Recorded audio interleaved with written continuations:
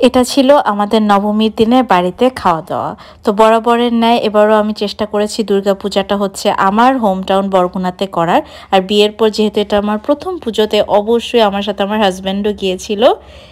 নবমীর দিন সকাল থেকে একদম রান্নাবান্না শুরু, যেহেতু আমি বাড়িতে গিয়েছিলামই হচ্ছে অষ্টমীর দিন দুপুরবেলা। একদম মাটির চুলায় দেখি আমার মা আর বোন রান্না করছিল। তো রান্না হয়েছিল পোলাও, চিকেন, খাসির মাংস, আরও কিছু সবজি।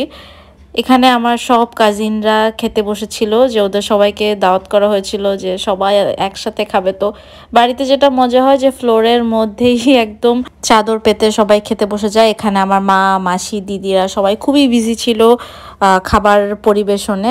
পরে আমিও এত খাবারের গন্ধে আর থাকতে পারিনি, খেতে বসে গেলাম। সব সময়ের মতো এবারও আমার দিদির রান্না করা মাংস আমার কাছে খুবই ভালো লেগেছে। আর এবার স্পেশাল হচ্ছে যে আমার জিজু এসেছিল দেশে, তো আমরা সবাই একসাথে পুজো কাটিয়েছি বাড়িতে, যেটা মানে আমার খুবই খুবই আনন্দের দিন আমার জীবনের।